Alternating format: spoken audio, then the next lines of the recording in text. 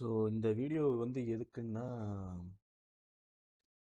நான் இதுக்கு முன்னாடி நான் பண்ண ட்ரேடிங் மிஸ்டேக்ஸு, அதுக்கப்புறம் வந்து மிஸ் ஆன ட்ரேடு. இந்த இதெல்லாம் வந்து என்னோட என்னோட கூகுள் டிரைவில் வந்து நான் வந்து வச்சுருந்தேன்.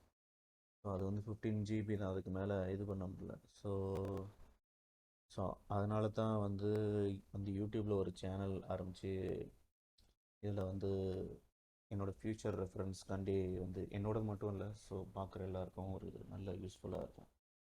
ஸோ அந்த பர்பஸ்க்காண்டி தான் இந்த இது வந்து ஆரம்பிச்சிருக்கேன். ஸோ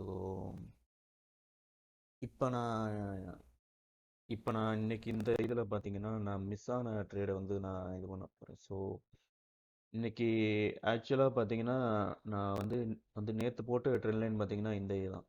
ஸோ இந்த இது பார்த்தீங்கன்னா ஒரு வெட்ஜ் பேட்டர்னில் வந்துருக்கு. ஸோ இங்கே வந்து ஒரு ரெசிஸ்டன்ஸ் இருந்திருக்கு. 1 2 இங்கேயும் பார்த்தீங்கன்னா ஒரு ரெசிஸ்டன்ஸ். ஸோ இந்த ட்ரெண்டான ரெசிஸ்டன்ஸ் எடுத்துகிட்டு அதுக்கப்புறம் கீழே விழுந்திருக்கு. ஸோ நான் நான் நினச்சேன் சரி இதுக்கு மேலே போனால் இது பண்ணலான்ட்டு இது பண்ணேன்.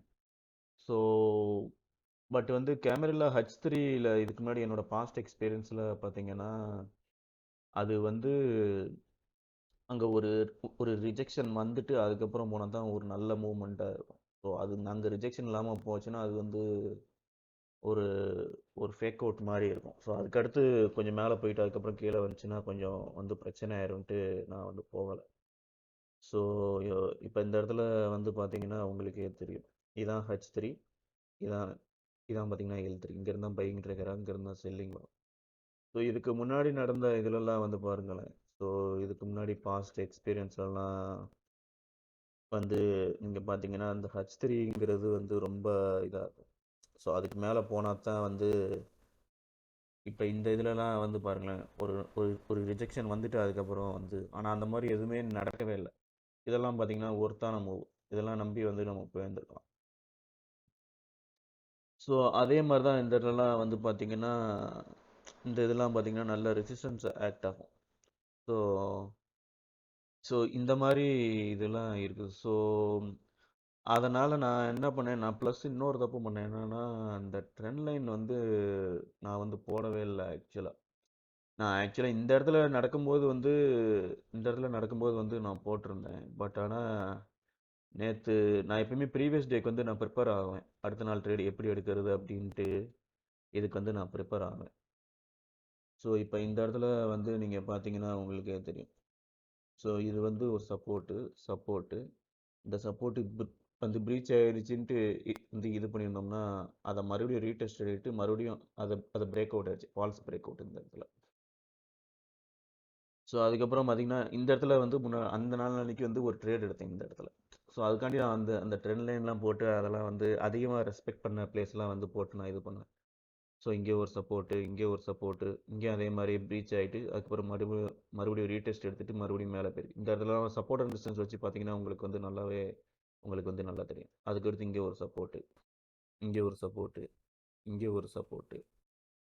ஸோ இந்த மாதிரி மல்டிபிள் பிளேஸை நல்லா ரெஸ்பெக்ட் பண்ணி இருந்திருக்கு. ஸோ நான் இந்த ட்ரெண்ட் லைனை தூக்கி விட்டேன். நான் சரி அதான் முடிஞ்சிருச்சு அப்படின்ட்டு தூக்கி விட்டேன். கடைசியில் பார்த்தா அது இங்கே வந்து ரிவர்ஸ் இங்கேருந்து ஏன் ரிஜெக்ட்ஸ் ஆகுதுன்ட்டு எனக்கு தெரியல. அதுக்கப்புறம் தான் வந்து அந்த ட்ரெண்ட் லைனை போட்டதுக்கப்புறம் தான் எனக்கே தெரிஞ்சது.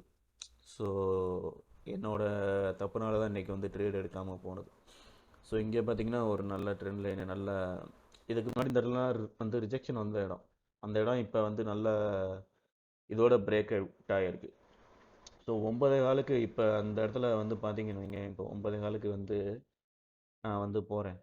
நான் வந்து ஆர்டர் ஃப்ளோவில் வந்து நீங்கள் பார்த்தீங்கன்னா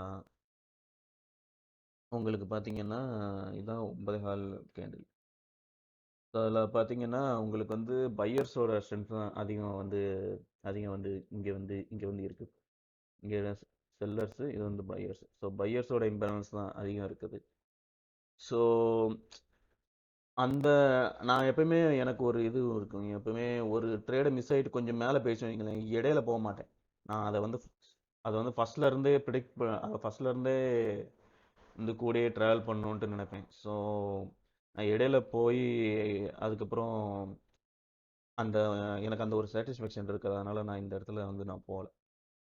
அதுக்கப்புறம் இந்த இடத்துல ரிவர்ஸ் இருக்குன்னா அப்பவும் வந்து எனக்கு வந்து இந்த இது தெரிஞ்சிருந்ததுன்னா நான் அப்பவே வந்து நான் வந்து என்னோட ஸ்ட்ராட்டஜி படி இந்த இடத்துல வந்து நான் புட் ஆப்ஷன் எடுத்துப்பேன். இது இங்க சப்போர்ட் எடுத்த இடம் எதுவும் வந்து நீங்க பாத்தீங்கன்னாலுமே கரெக்டா அங்க இதான். ஸோ இங்கேருந்து பிடிச்சிருந்தோம்னா நல்லா வந்து வந்து சப்போர்ட்